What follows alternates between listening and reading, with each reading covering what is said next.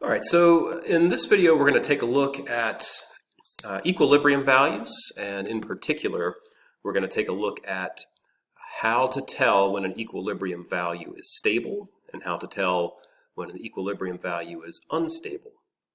Now that's a determination that we're going to use Excel to make.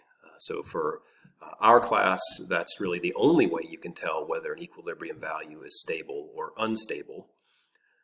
And then one of the, I guess, kind of tricky parts is that it's really hard to use Excel to find equilibrium values. That's something that we typically have to do algebraically, or maybe we've done it algebraically for a general DDS, and that allows us to just quickly use a formula to find an equilibrium value. But a sort of study of all of the equilibrium values in a system and their stability typically requires some pencil and paper work to find the equilibrium values, and then some Excel work to determine whether or not they are stable equilibrium values. So the spreadsheet you see open is just the affine model that I posted on Moodle in the Excel help portion. So this is the DDS, represents the DDS where we have either exponential growth or decline. And then in addition to that, we have some sort of intervention like harvesting or stocking. So in one of the assessments, if I were to ask you to open the affine population model, this spreadsheet or one like it, a functioning, well-organized affine model spreadsheet should be something that you can access immediately on your own machine, that you know what affine model means, where to find it, you can open it right away, so you don't have to create it from scratch. All right, so I'm going to clean this up just a little bit. I don't need to see the description for R and A, and in fact that's going to make, well, it just makes it a little less cluttered to look at for what we're going to do today. Now for an affine model, we'll see in class that finding the equilibrium value, because there is only one, but finding it is actually not that complicated algebraically. So we'll derive this in class, but I'm just going to let Excel tell me what the equilibrium value is because I know what the formula turns out to be. And the formula turns out to be negative A divided by R. So I'm going to take negative A. So A lives in cell B4, so I have a minus B4, and I'm going to divide that by R, which lives in cell B3. I'm not dragging this down, so I don't need dollar signs. You can put them in if you want. It won't hurt anything, but you don't have to have them. So this tells me that I have an equilibrium value of 200. Maybe I'll use the notation from class and just note that this is minus A divided by R. That's the equilibrium value, which we'll see in the notes, we denote P star. Okay, so that turned out to be 200. Now, what an equilibrium value means is that it's a place where if we start at that population, we stay at that population. So if I were to change the initial population from 150 to 200, once I hit enter, what I should see is, if I have the equilibrium value correct, we will stay at 200 every year. And that's exactly what happens. So this verifies we have an equilibrium value, tells us nothing about the stability or the instability yet, but does confirm that we found the equilibrium value correctly. If the population represented in this model were to get to 200, it would stay at 200 for the rest of the time. And what's happening is that the exponential decrease of 5% is being exactly balanced every year by the intervention of adding 10 members to the population every year. In other words, if we're losing 5% per year, 5% of 200 is 10. So if we're losing 10 but adding 10, the population stays the same. All right, so That doesn't mean we have the same 200 members, but we have 200 members every year. Now, to determine whether an equilibrium value is stable or unstable, we have to investigate starting populations or initial populations that are near but not equal to 200. All right, so what I'm going to do is I'm going to create several columns for different populations. I'll call them P1, P2, P3, P4, and P5.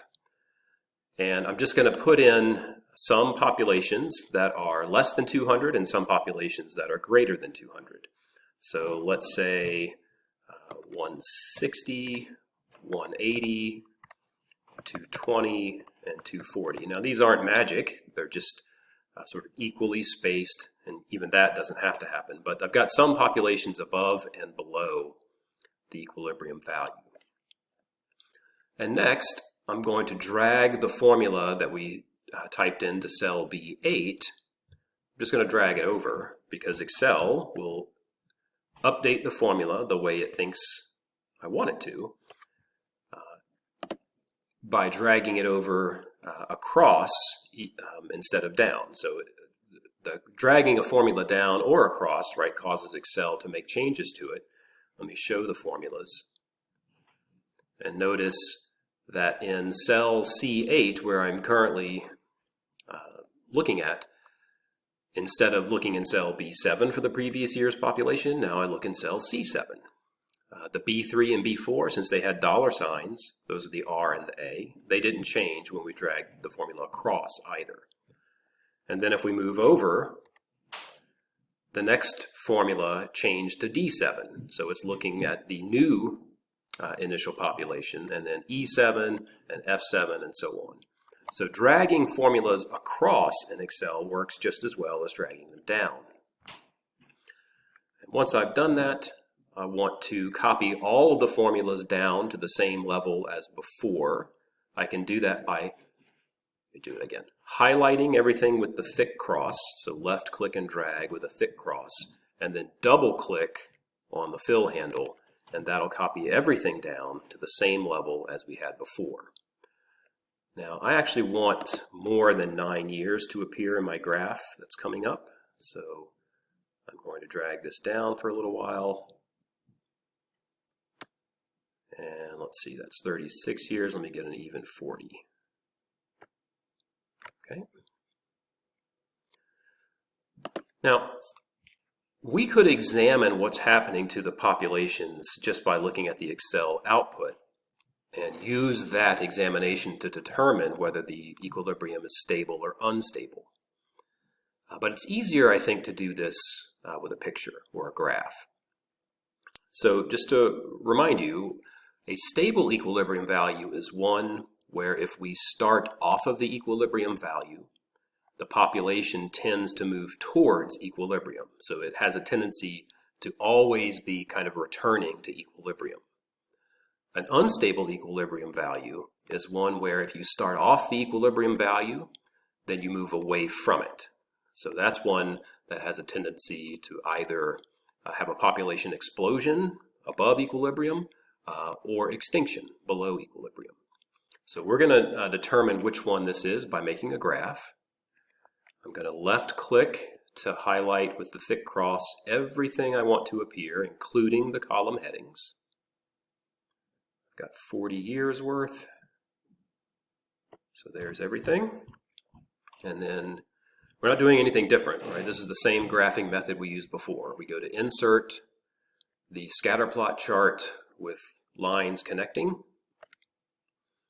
and then we have a graph with all of the populations labeled, P1, P2, P3, P4, and P5.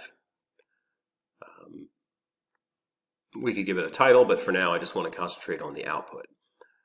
So if you look at P1, that's the one that started at equilibrium and stayed there. So this is just a horizontal line, okay? 200, 200, 200, 200, 200 the whole way.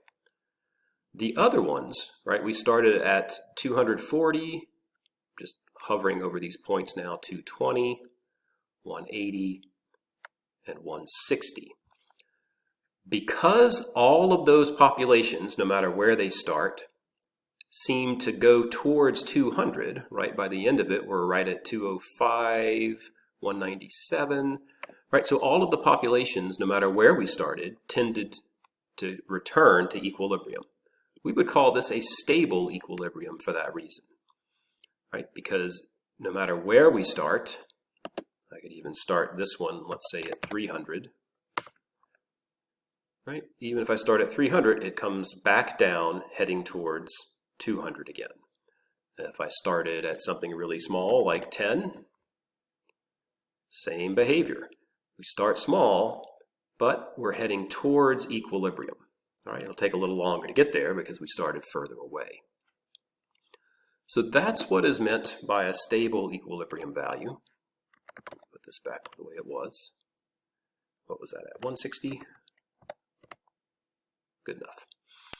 All right, now let's look at the difference between a stable equilibrium value and an unstable equilibrium value. So I may have to change how many years I'm looking at, but all I'm going to do here is change the minus 0.05 to a 0.05, so we have growth, and then a negative 10 will represent harvesting. All right, now look at how different this situation is. We still have the same equilibrium value of 200. That hasn't changed. If we start at 200, the growth of 5% is exactly balanced by a harvest of 10, and we would stay at 200 every year as far out as we want to go.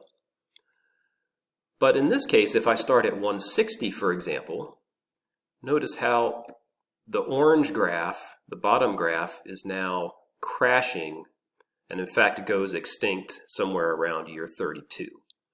Right? This is moving away from the equilibrium value of 200. The same goes for values above 200. If I start at 240, then as time goes on, the population looks like it's going to explode and is also moving away from equilibrium. It's just increasing away from equilibrium.